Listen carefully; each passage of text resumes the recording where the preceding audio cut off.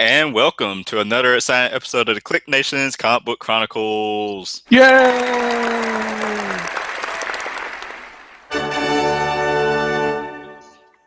I'm your host, Tim D-O-double-G. Yay!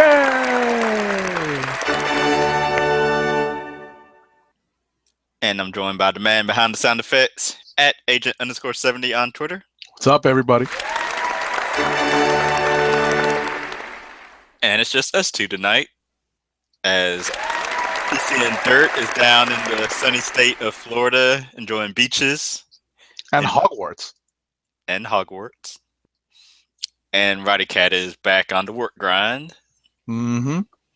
But we will keep you entertained for this hour and a half-ish show. However long it takes us. That's right. Make sure to go to our website, theclicknation.com, where you can find previous episodes of the Comic Book Chronicles and comic book reviews. I think I'm going to cut down on all the plugging at the beginning of the show. I've been thinking about that today. All you need to do is just go to theclicknation.com. You can find how to follow us on all the social media websites. Check out the new redesign for theclicknation.com. Yes, the new logo is nice. Finally pushed that out this week. There's a newsletter section on there. Make sure to go subscribe to our newsletter.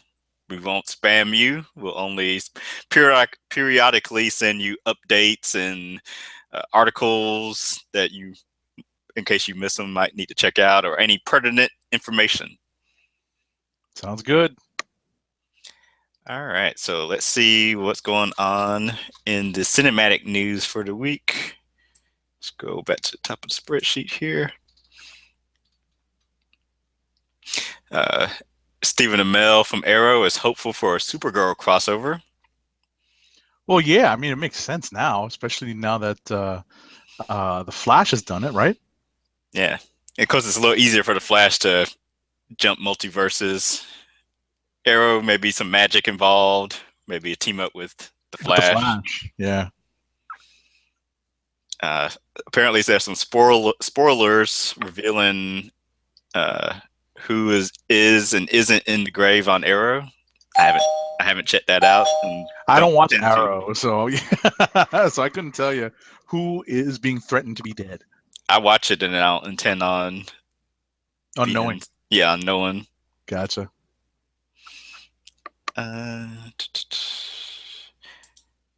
There's still the push to renew Young Justice hashtag on social media and have it revived by Netflix.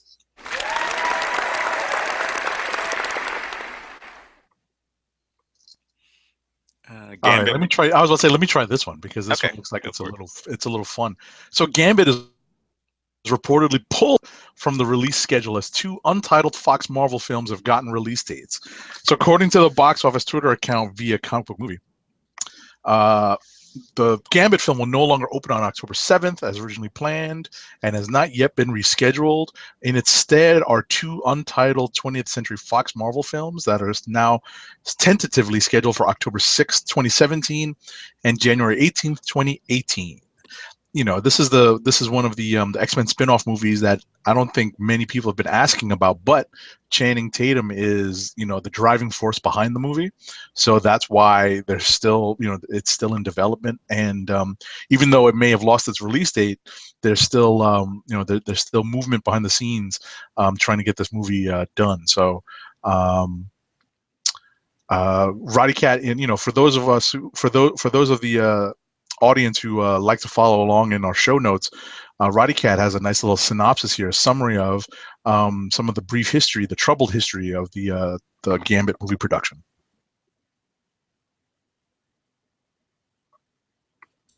Alrighty.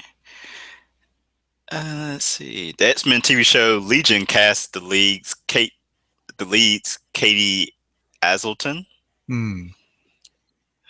Who, according to reports, would be the older sister to Steven's character David Haller.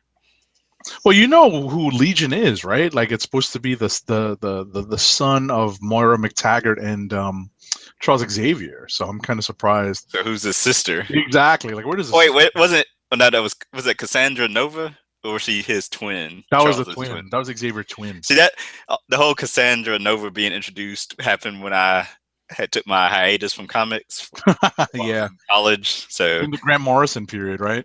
right. Yeah. Falk Henschel and Sierra Renee tease Hawkman's return in DC's Legends of Tomorrow. There's reports that Finn Jones' Iron Fist will first appear in Netflix's Luke Cage. That makes sense. And I don't think it's technically been confirmed that Finn Jones is cast as Iron Fist. Marvel hasn't, as far as I've seen, hasn't come out to confirm the reports, but Deadline, I believe, had the scoop on it. Mm-hmm. So everyone's going off of their initial report. This news was news to me, and being a fan of the movie, I'll be curious to watch this when it comes out in 2017. But Big Hero 6 is coming to Disney XD. That's pretty cool. Yep, I like that. In 2017. That's one of those movies that you kind of keep on, saved on your tablet, even though, you may be like moving stuff around to make space. I like having that, like it's a fun kind of movie to kind of like jump in and out of, and I've already revealed the fact that I still keep a copy on my tablet. Okay. Grant Ward's villain identity in Agents of S.H.I.E.L.D. revealed. I didn't really know that it was a big thing. Agents of S.H.I.E.L.D., it's always, when it was on, it's always background noise for me, so I haven't fully followed the storyline. Right. I mean, what's cool about it is that they're obviously tapping into Hickman's Secret Warriors series, and so many of these characters were introduced during that run. It's been a while since I've actually read the series, so when they revealed who Ward's characters actually the Marvel Cinematic Universe equivalent of, I was kind of surprised, but we'll see how it goes. It was kind of out of left field. I thought it might be a more prominent villain, but like I said, they're really farming the Secret Warriors book for their character. So, ultimately, anything that keeps the show moving forward is good. I think they announced today. I don't think Roddy had a chance to update this particular bit of news. They announced today that Agents of S.H.I.E.L.D. has officially been renewed for a 4th season. So we've got confirmation of that today. ABC announced the renewals for a bunch of shows.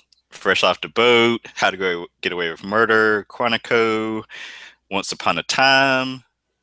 Those are the only ones I remember off the top of my head. The Star Wars The Force Awakens will be available to own early on digital HD and Disney Movies Anywhere on April 1st, and then the Blu-ray combo pack and DVD on April 5th. Wow, that's soon. Hey. Why does it feel like that's like right around the corner, right? It is. It's a month. Dang. Early birthday present for me. Seriously. And CBS's Star Trek revival as Gene Roddenberry's son as executive producer. All right, keeping in the family. Yeah. You want to do the first ad read? I will do the first ad read. Our first ad read is for Busted Tees. This episode of the Click Nation's Comic Book Chronicles show is sponsored by Busted Tees, your home for funny, awesome, cool t-shirts that are sure to get your friends' attention. Busted Tees puts many of their popular shirt designs on sale each week.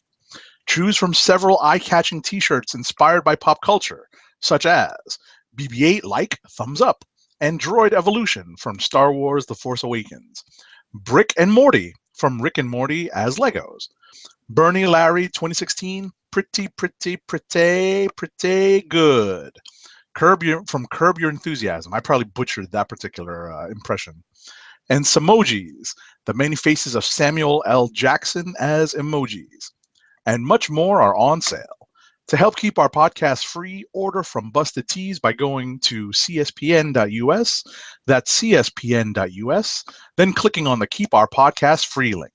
Click on the Busted Tees banner and then shop for awesome t-shirts. Busted Tees through cspn.us. Do it today. Ching chang.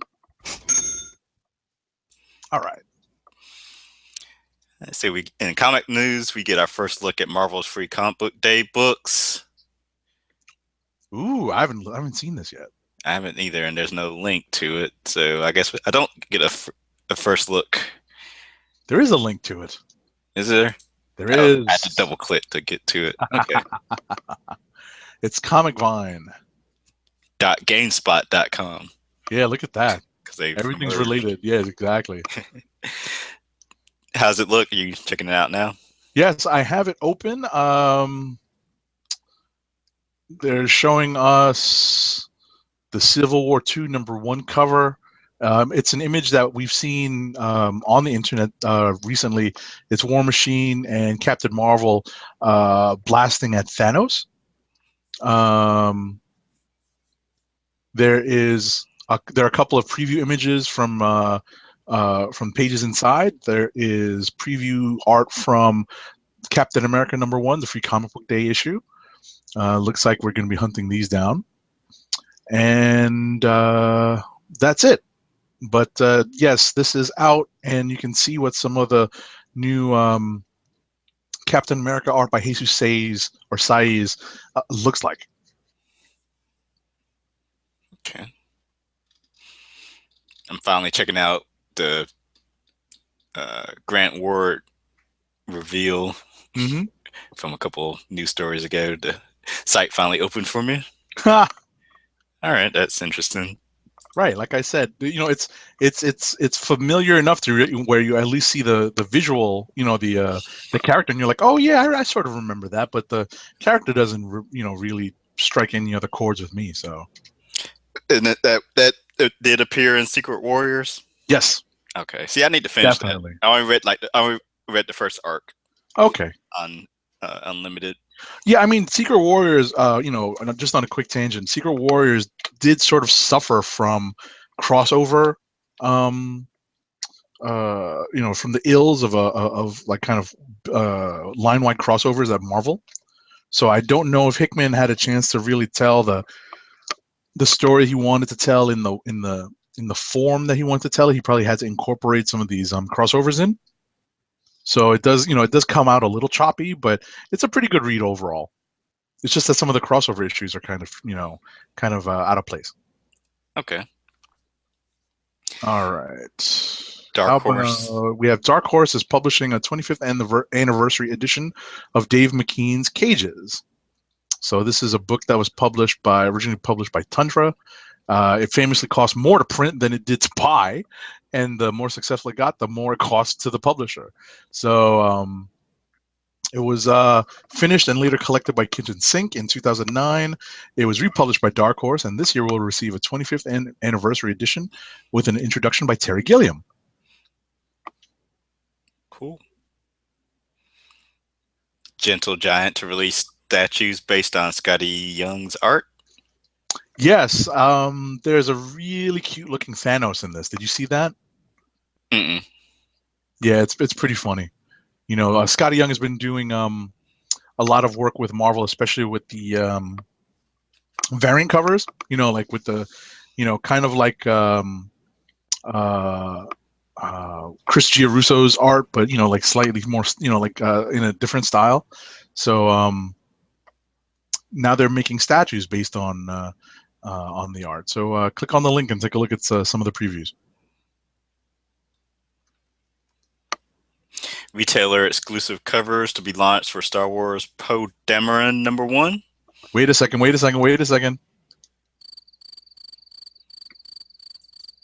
Yeah, tell me you're going to be hunting down the retailer exclusive covers for Poe Dameron #1. Seriously, people. I don't know, the Phil Noto cover is probably going to be pretty nice. I guess. By itself. It's just, yeah, I mean, listen, the character just didn't, wasn't that engaging. So I don't know why. I mean, listen, I guess this is the true test for the character. Hopefully they can create a new, a compelling backstory for him. That's the idea.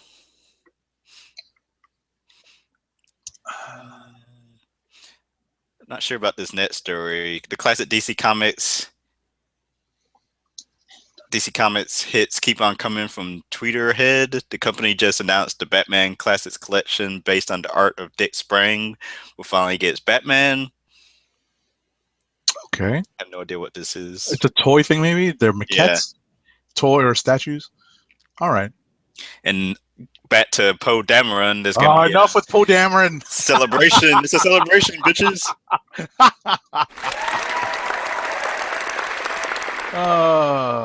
It's like we're being force-fed Poe Dameron. Yes.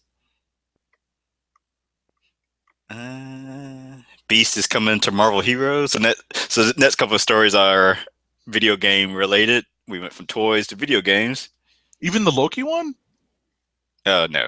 I forgot that was thrown in there. All right. Well, let's try to sum up the video game ones. So the Beast is coming to Marvel Heroes. I guess he wasn't there earlier, so now he's a playable character in Marvel Heroes, the game. And there's also been an announcement that there's no new Disney Infinity game coming this year, but there's going to be a lot of additional content available. And the Black Panther is finally coming to Disney Infinity, obviously as part of cross-promotion for Captain America Civil War. And Kamala Khan enters Marvel's mobile battle. Ah, there you go, in the Contest of Champions. And is that the last one? Oh, real quick, I saw that there's a new story here that you just skipped over. Image Comics announces the official Walking Dead coloring book, which is hysterically funny, right? So apparently, publisher Eric Stevenson doesn't mind coloring book variants, just all the other variants from the other comic book publishers. Because he's all anti variants. I ruined the business. Yeah. Yeah. Shout out to Matt Wang, who's tweeting at us and listening live. He's claiming that he saw me at Midtown Comics ordering the variant covers for the Poe Dameron series. I object. That was not me. It was someone who looked maybe a lot like me.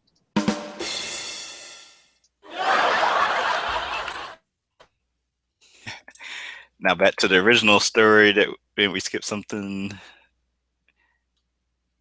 Oh yeah, Vote Loki 2016. Hello? You there, Agent 70? Having technical difficulties, perhaps? Agent 70. Can't hear you. Testing. I'm going to keep talking. Wait, are you there? I'm back. Okay. I'm back. You can hear me now, right? Yes. Awesome. Sorry about that, Gremlins. So Marvel wants you to vote. What happens when Poe Dameron comes, right? For president. So he's going to have a new series this summer. Who's this, Loki? Yeah, in June. All right. And Roddy adds a note. I mean, I take Loki over anybody actually running. The devil, you know. Oh no. I agree. Yeah, that's funny. That is funny. Kamala Khan to take on Bully in the new Miss Marvel Fists of Fury chapter book. Mm-hmm. And Marvel heroines invade games for Women of Power event. Beginning Thursday, March 3rd, which is today, Marvel Games will be releasing new characters and content featuring Marvel's Women of Power across its portfolio of mobile, console, handheld, and PC game titles. The event coincides with Marvel Publishing's Women of Power initiative, which will feature 25 new comic covers for Marvel's most popular female characters. Cool. Yeah. DC to reveal more Rebirth details at WonderCon. We talked about that last week. Is that this week? Oh no, it's Saturday, March 26th. Okay, so it's a few weeks away. I need to put that on my calendar. Yep. 26th. What day is that? Is that Saturday? It's a Saturday, but it's that weekend, right? It's the weekend of the 26th. Okay, so I can actually watch the live stream. Yep. Wait a minute, 26th. Batman Superman comes out 25th. Right, that weekend. Oh yeah. I'm actually excited for that now. I read a article on Entertainment Weekly before the show they got to do some behind the scenes looks and interviews and whatnot, and it got me hyped. And then Okay. it also occurred to me that the movie comes out in like what 3 weeks. Yeah, we're gonna have to start making plans for it. Yeah, there. I won't be on the show that Thursday night. Let's put it that way. I don't know if y'all having a show. I'll be watching Batman v Superman. Maybe we'll do a show that Saturday That during Saturday. WonderCon. We'll like do live. We'll do a live. We'll do a live stream of the stream. Live stream of us reacting to the stream. Exactly. I actually kind of like that idea. How much bandwidth is that gonna need? Yeah, I was gonna say, who knows how long the freaking thing's gonna last? Yeah, I need to see what time that thing actually kicks off Eastern time. Right. Comic-Con bots to include exclusive Captain America number 7 75th anniversary variant by Mahmoud Asrar in May. Cool. And along those same lines for Captain America, Sam Wilson, Captain America number 7, Josh Whedon will reunite with John Cassidy for that same anniversary issue. Right, they're working on a backup story in that big anniversary issue, and what's cool is that one, this has been confirmed with Marvel, and you know it was kind of not troubling, but maybe concerning. Maybe that's the best way to put it. When you listen to some of the things that Whedon said post Avengers. Age of Ultron, saying, I'm done with the Marvel universe, the Marvel cinematic universe. Just seemed like he was a little burnt out, but it's kind of nice to see him come back to the comics and say, you know what, I'm going to contribute, in this fashion.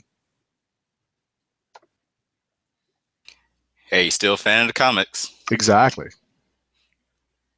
So that's it for comic book news. Let's see there. In variant news, there's all 7 Mighty Morphin Power Rangers #1 variant covers, and I believe one of them is actually 200. Did you say 7 or 17? 17. Wow. And one of them is like $200. What? Roddy Cat and I were talking about it last night. Oh, and he's got a note here. Apparently, there are like 25 of them, so not 17. Interesting. That's a lot of books. Yeah, absolutely. 17 of them. Jeez. And last ad read for tonight is for Audible. For you, the listeners of Comic Book Chronicles, Audible is offering a free audiobook download with a free 30-day trial to give you the opportunity to check out their service. You can pick from such books as The Best in the World at What I Have No Idea by Chris Jericho, The King of New Orleans, How the Junkyard Dog Became Professional Wrestling's First Black Superhero by Greg Klein, Jurassic Park 25th Anniversary Edition by Michael Crichton, and more. To download your free audiobook today, go to audibletrial.com/comicbookchronicles. Again, that's audibletrial.com/comicbookchronicles for your free audiobook.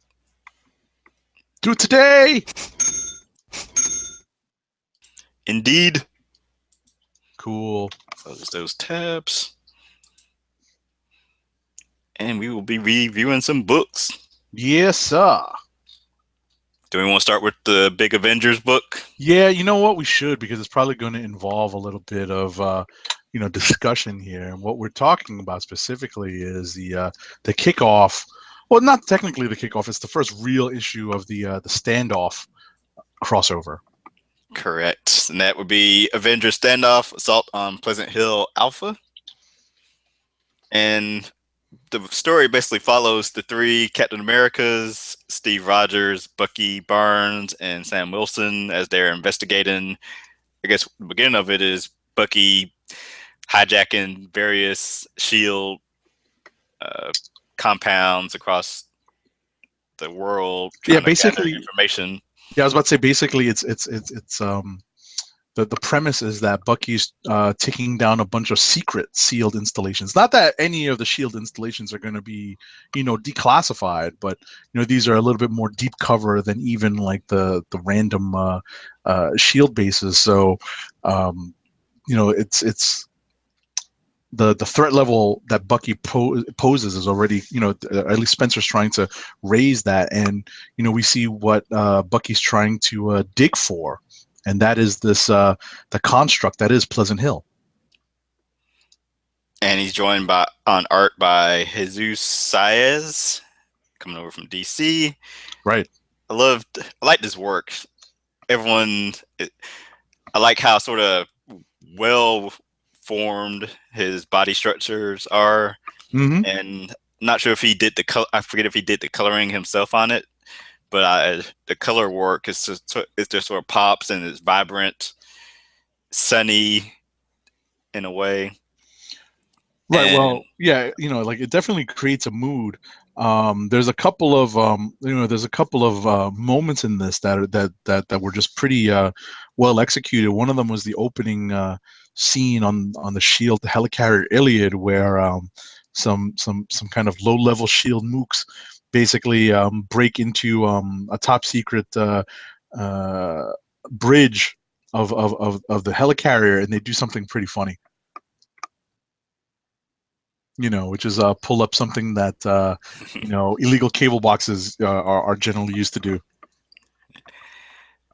we find out who the Whisperer is that's been helping Sam over in Sam Wilson Captain America. Right, and I was surprised. Were you surprised? Yeah, sure.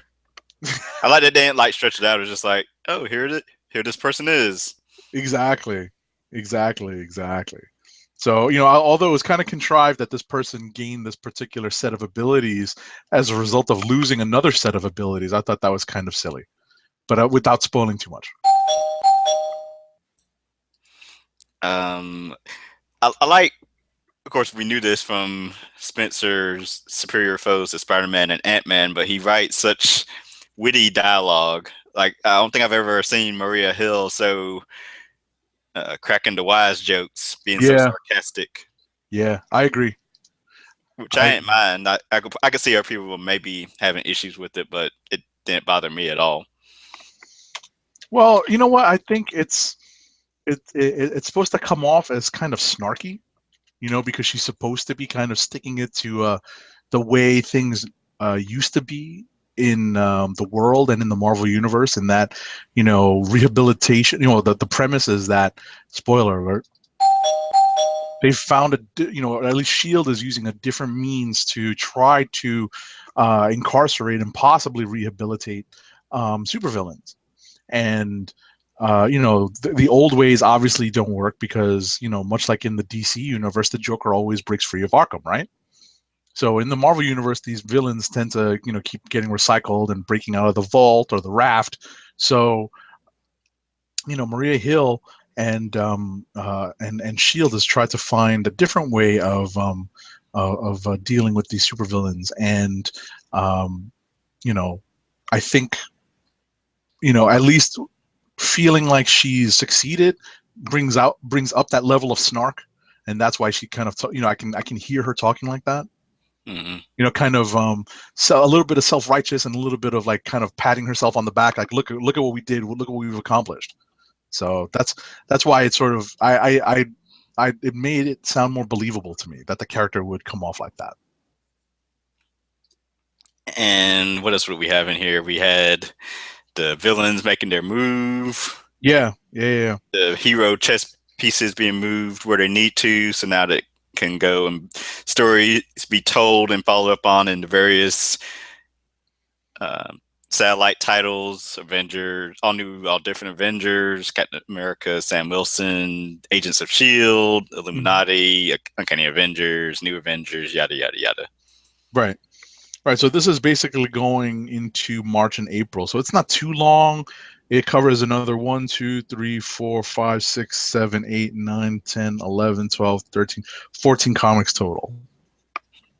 Still seems like a lot. It's a short amount of time, but the amount of books included in it, since it's like 4 or 5 books a month. Right. But Right, but I was ultimately, I was about to say, ultimately, I don't think it's going to be that big a deal to read. I just feel it'll be weird that it'll end. I need to see, is it ending right before Civil War II begins?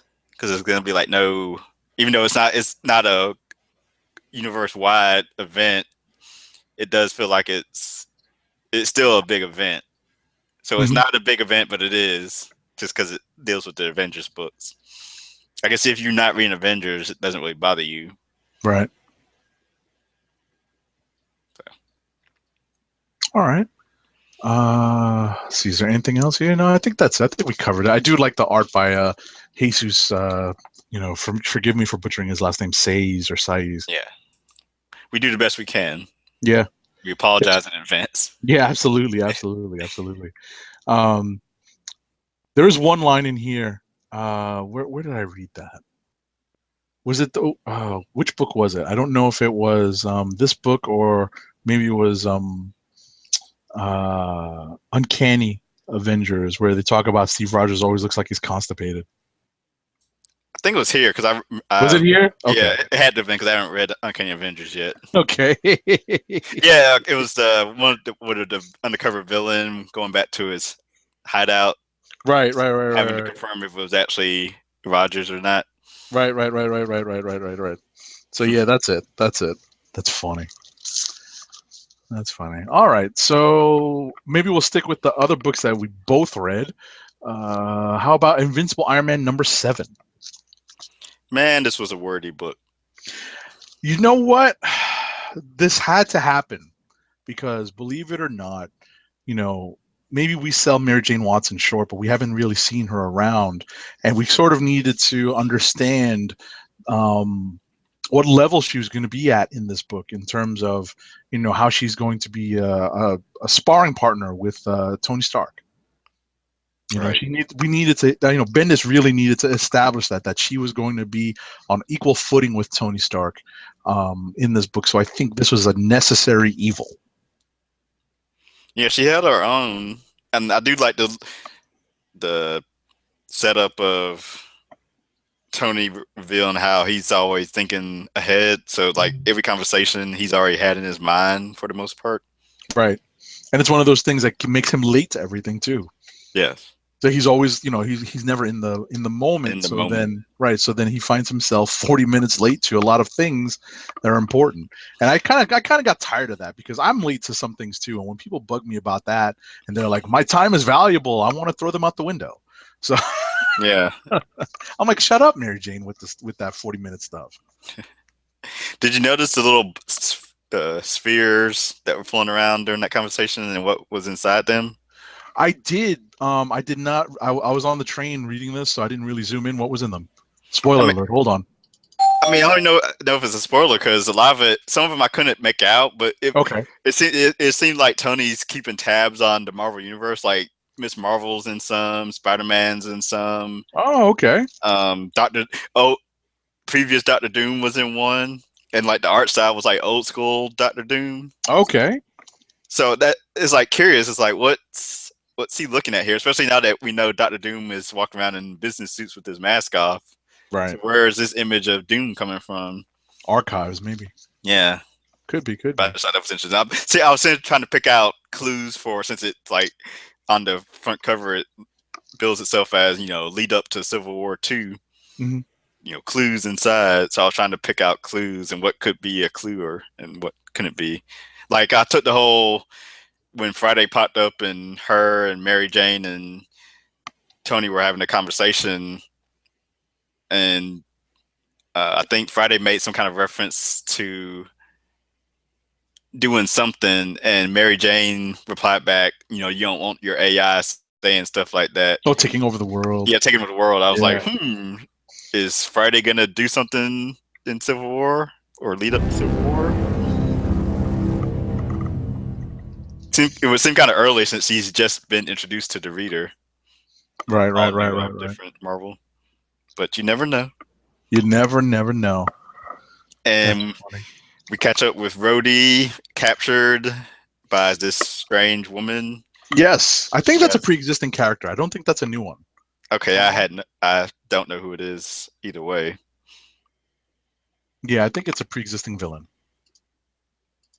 And apparently she has the power. I don't know if it's to control metals or just pull metal off of things and off of Rhodey. But she did pull the War Machine armor off of him. And then we catch up with just some random woman at the end of the issue that happens to have armor in her apartment.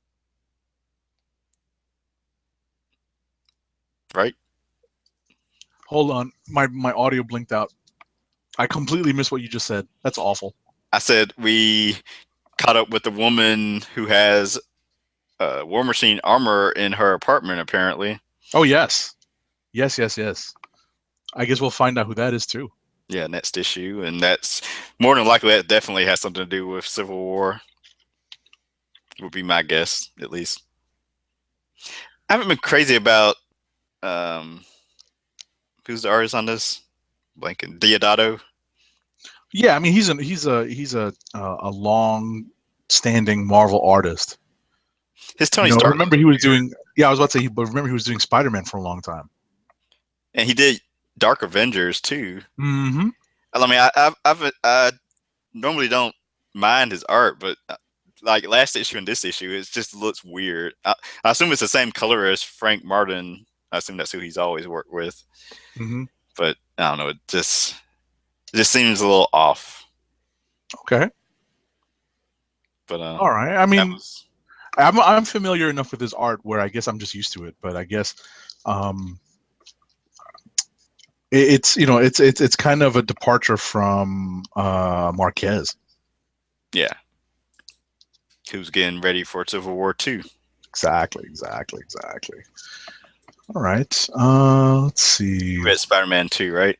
I did. So Spider-Man 2 is the direct follow-up to the big battle that Miles Morales has with the son of Mephisto, aka Blackheart, in issue number 1.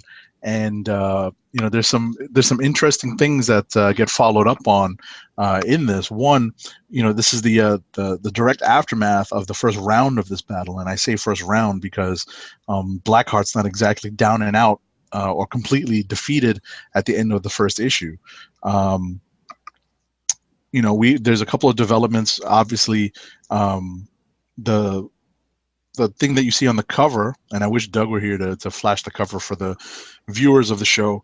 What you see on the cover is Miles holding up Cap's shield, and that does actually happen. It happened at the end of the first issue, and it's happening again in this issue.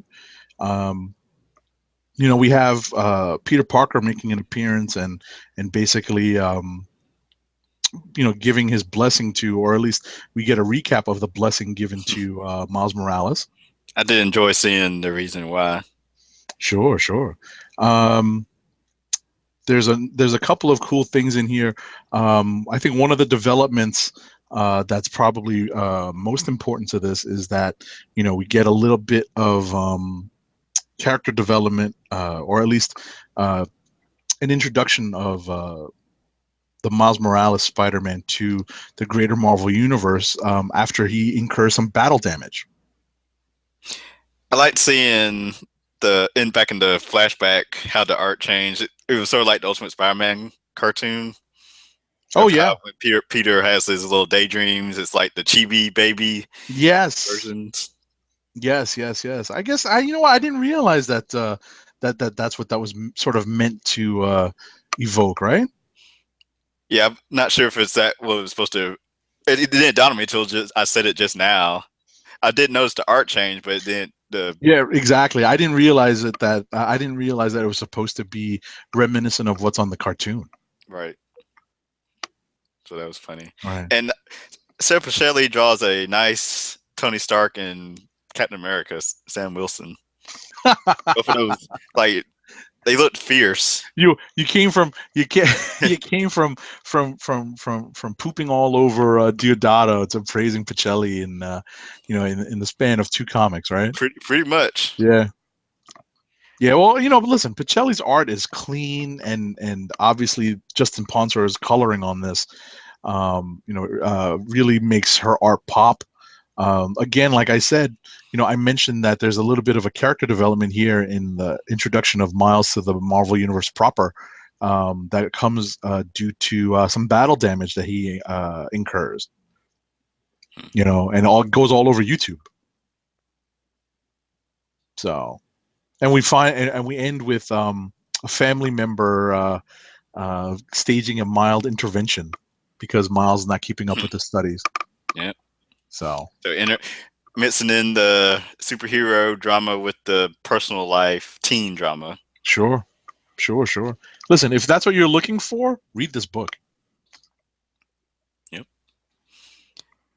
All right. You want to get some of what you've read? Sure. I will just touch on is one of the easiest books to read this week.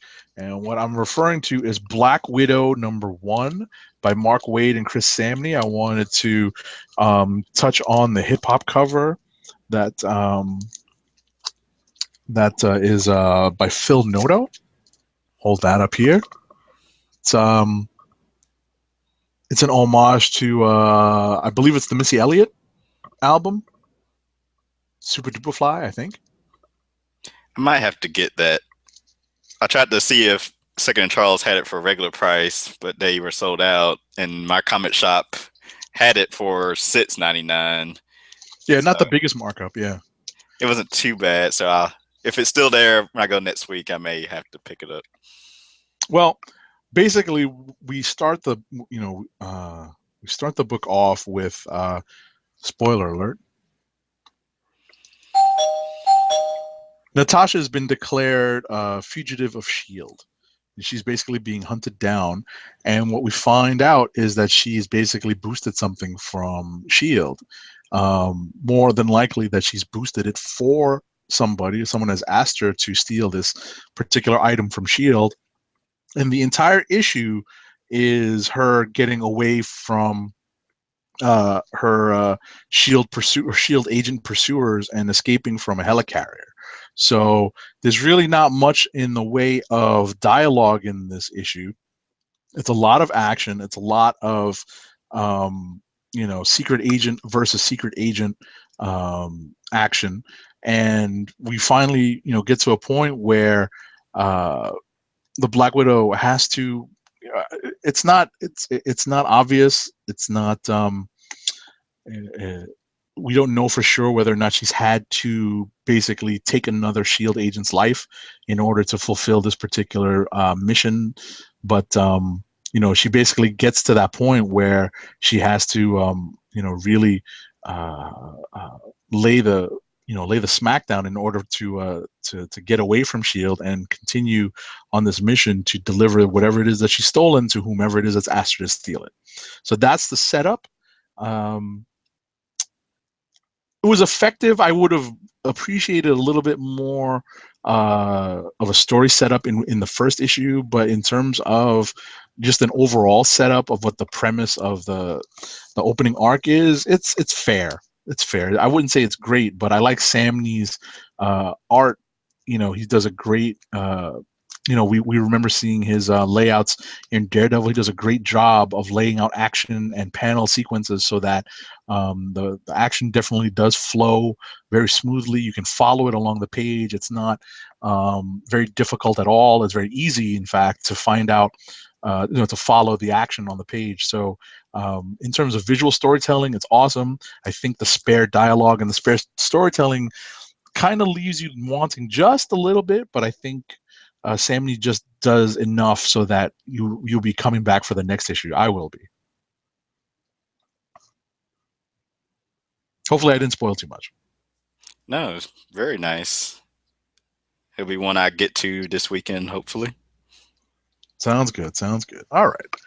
What else do we have? Well, you did one. I get in touch on a comic that you didn't read, but I did. That will be Sheriff of Babylon #4. Nice. We had some big developments happen last issue. Sophia was in a armored car explosion, and Nasir has been kidnapped. I like the little intro story of like a Sophia telling a tale from her cultures. I guess something they tell the kids growing up, and how it sort of reflects on her state today as she's getting checked for her wounds. Mm-hmm. Christopher has a interesting encounter with a young kid selling him a piece of carpet or a rug. The seer, we uh, something happens with him and his kidnappers. I won't spoil that, but Okay. it's intense. And then everyone getting together at the end to sort of plot a plan of action. Um, Mitch Gerard's art and colors are again top notch here. He even in the back of the issue, at least if you read the physical, um, he sort The, of gives some background on how he works off of Tom King's scripts. nice. Like I said in my review, which you can read on theclicknation.com, I always kind of hesitant to review Sheriff of Babylon just because I'm not sure if I can review sort of real world military stories accurately. But I Okay. did my best. But Yeah, but just because ultimately, it's about whether or not it tells an effective story. So well, hopefully, it's just so much to sort of remember, and like okay. a lot of stuff like sort of the things going on I don't understand at times. This issue it wasn't so hard because it all just kind of flowed seamlessly for me. But it's like I think it was maybe issue 2 Hmm. was a harder read for me just because I wasn't sure what was going on. But issue 4 is definitely a good, easy read. All right, cool. Hopefully, I can catch up. Yeah. You want to take one? Yeah, pretty much the only other book I read this week. I didn't have a lot of time. I read Darth Vader number 17. It is another chapter in the story of Darth Vader dealing with a rebellion by a group of ore miners, suppliers of a valuable ore to the Empire, and they're rebelling against the Empire. And Darth Vader has been sent to quell this particular rebellion.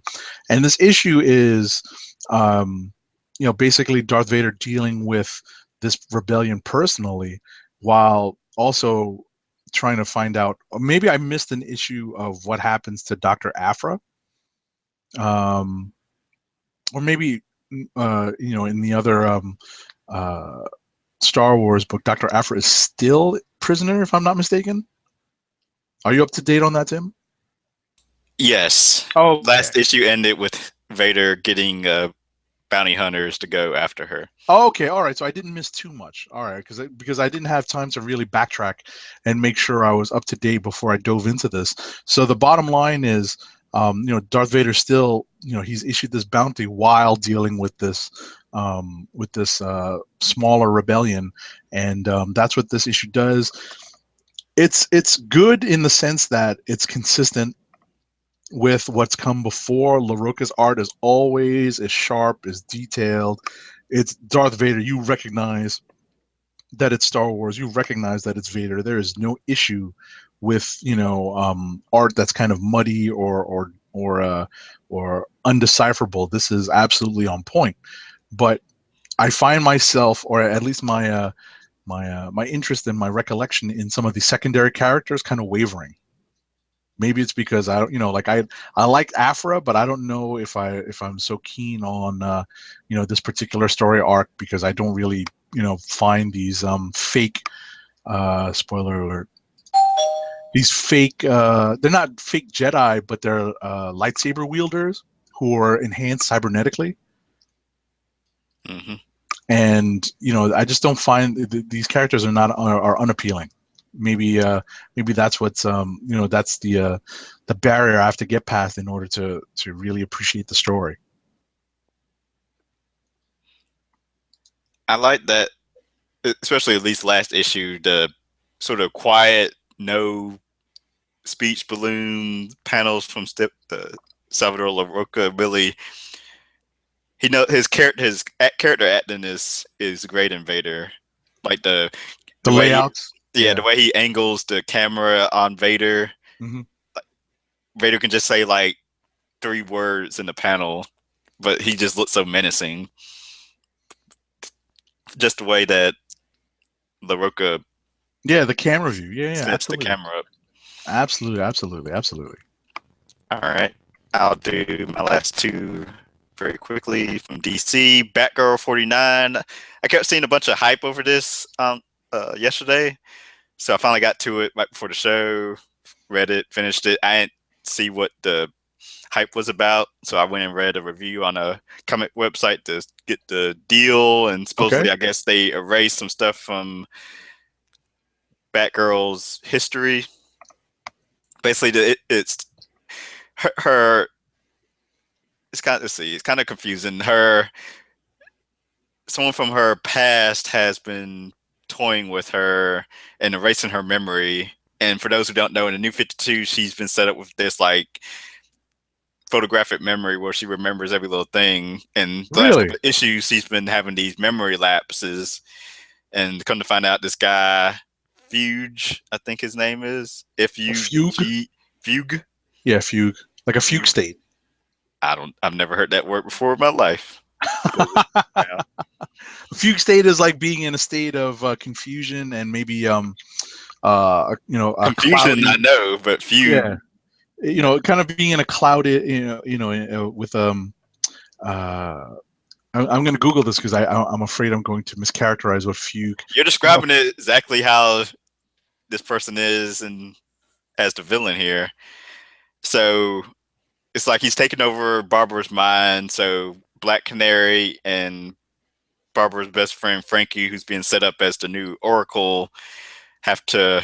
Well, Frankie mostly has to go in her mind and try to piece her fragile mind state back together. Okay. So it's like she's in her mind and being attacked by the Fuge guy, and all these false memories are being implanted in her. They have to fight back. And then in the previous story arc, Frankie basically downloaded, I guess, a copy of Barbara's brain waves because Mm-hmm. something similar happened before. So she tries to take that and put it back in her mind. It doesn't work. So basically, they take the previous copy and the new copy and sort of merge them together to make her new brain. And she recovers. She gets her future birds of prey cohorts of Frankie, Black Canary, Bluebird, Spoiler together to go fight this guy I now. almost So hit the spoiler bell. Almost. As soon as you said it. yeah, it's not that big a deal. And there's a bunch of various artists on this, which I thought was going to be an issue when I first saw like 8 people's names listed on the front cover. Okay. But it's more of a thing of Babs Tarr does the main story, and inside Batgirl's brain, various artists take over, and it makes sense because it's in her mind and it's weird, wacky Mm-hmm. layouts and whatnot. And then Green Lantern number 50, I kind of just flipped through it because I had it, because I haven't been reading Green Lantern at all. Hal Right, Jordan, so it's a big anniversary issue. What happened? yeah. Hal Jordan's on Earth, still got his little his '90s trench coat, Oh God. and his Nintendo Power Fist glove, Power Fist glove. But Goodness. Parallax from the past comes to the future. Parallax possessed Hal Jordan, Yes. or Hal Jordan possessed Parallax. Either way. He goes from this. I think he goes from right after Coast City is destroyed and goes to the future and encounters Hal, and they get to arguing and fighting, and I'm the real Hal Jordan, and I'm above fear, blah blah blah, and I mean nothing really happened except at the end. So if I remember correctly, I think both versions of Hal merged together, and Hal like is in there looking confused, and then it says to be continued next issue. I'm already confused. That's crazy. Yeah. So that's crazy. Well, you know what? I was flipping through. It looks like we've reached the end of our comics that we've read this week, and we're going to hit our clicks of the week in a second. I wanted to mention something I picked up. I don't know if it was out this week or if it came out within the last couple of weeks. I picked up one of these newfangled adult coloring books, but I specifically picked this one up because it is of Jim Lee art. It is Batman Hush, Volume 1. Interesting. Right. So it's a coloring book. But what's cool about this, at least from the perspective of someone who dabbles a little bit in sketching and drawing, is that what it gives you is, while it also gives you the black and white art to color in, it gives you the black and white art to take a look at and see what the inked page looked like without all the colors.